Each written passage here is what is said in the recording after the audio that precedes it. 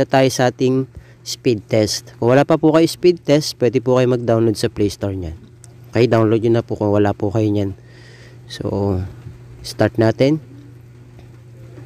So, yung ping natin mga boss, kung makikita nyo, pumapalo siya dapat ng 15 to 25 ms. Kung makikita nyo, na ang ping natin ay nasa 23. So, goods pa rin naman yan. Pero kung mas mababa pa dyan mga boss, is mas maganda. Tapos yung download nyo, dapat nasa 15 pataas. Tapos yung inyong upload ay nasa 10 pataas. Kaya kung mas maganda dito mga boss, kung mas malakas pa yung internet signal nyo dito kaysa sa akin, mas maganda. Makita nyo yung download natin, pumapalo ng 46. Yung upload natin, pumapalo ng 19. So, kung mas mataas pa dito mga boss, mas maganda. Okay? Yung inyong internet. Kasi di naman tayo pare-pareho ng mga internet signal. Okay? O, depende pa rin sa location. Kasi kung ganyan yung inyong speed test, kayang-kaya nyo na po mag-play ng 12 hours video na naka 1080p. Okay? Pwede na po rin sa mga online games, pwede rin po. So, try po natin siya sa YouTube ngayon mga boss. Play tayo ng video. So, try natin sa 12 hours video. Ito yung madalas kong i-play. Ito. Yan. So, partida ng mga boss umaambon pa dito sa area natin. Okay. Yan o. Pa-forward natin. Then, tatasan po natin. Yan. 1080p na siya mga boss. Naka 1080p na. Yan o. Diba? So, pa-forward natin. Okay. Kung makikita nyo naman mga boss, okay naman siya.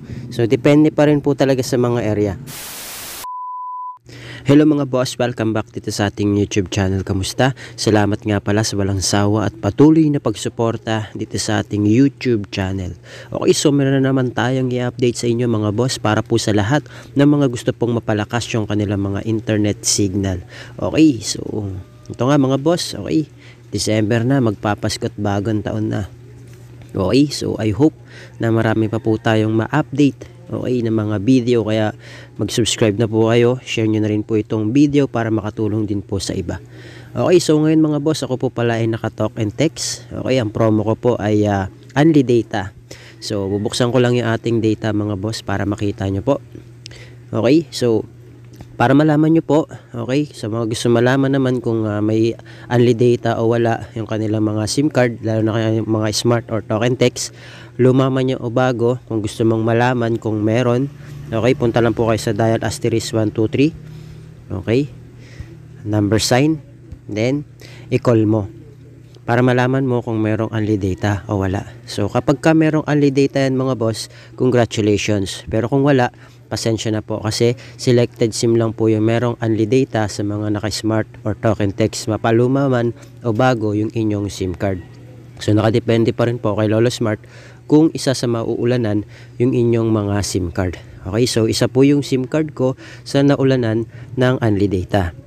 Okay, so ngayon mga boss, i-share ko na sa inyo yung ating setup. Okay, so punta po tayo sa settings sa mga phone natin. Ayan, connections, mobile networks. Click lang po natin yung access point names or yung kanyang APN. So mag-add tayo mga boss. So ito po yung magiging name niya. Ilagay nyo na lang po dyan. Ilagay nyo po dyan Spike APN PH. Okay, lagay nyo po dyan Spike APN PH. So gayahin nyo na lang po itong nasa screen. Yan, click natin yung okay. Tapos yung kanyang magiging APN mga boss ay ito po, Spike.internet. Yan, lagay po nyo dyan So ngayon mga boss, umuulan dito sa area namin. So hindi ko po alam dyan sa area nyo. Okay, pero tignan natin kahit na ganyan yung panahon. Try po natin yan. Lagay nyo po Spike.internet. Click natin yung okay. So yung kanyang username, ito po yung magiging username niya, at Spike APN PH 2024. Yan lagay nyo po dyan. Natin yung okay.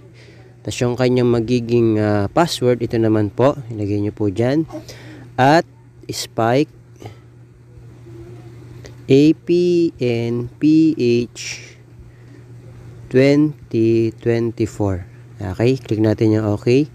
Tapos yung kanyang server naman mga boss, ito po ilalagay nyo, www.google.com. Okay, click natin yung okay.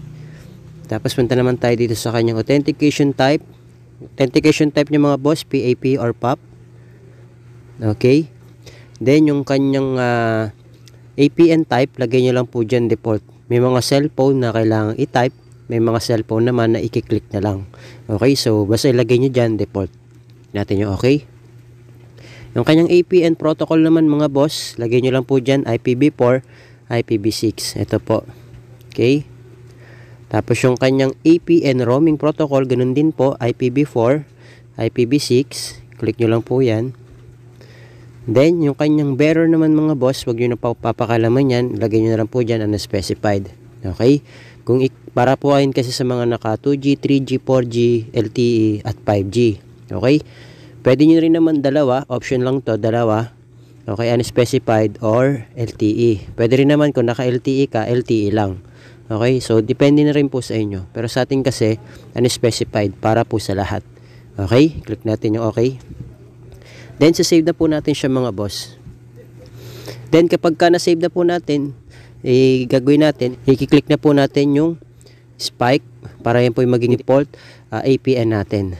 So, ngayon mga boss, okay na siya. Gawin natin, airplane mode po natin ng at least 5 to 10 seconds. Mas matagal, mas maganda. Okay, para ma-refresh po talaga yung ating data. Okay, then, punta tayo sa ating speed test. Kung wala pa po kayo speed test, pwede po kayo mag-download sa Play Store niyan. Okay, download nyo na po kung wala po kayo niyan. So, start natin. So, yung ping natin mga boss, kung makikita nyo, pumapalo siya dapat ng 15 to 25 ms. Kung makikita nyo, na ang ping natin ay nasa 23. So, goods pa rin naman yan. Pero kung mas mababa pa dyan mga boss, is mas maganda.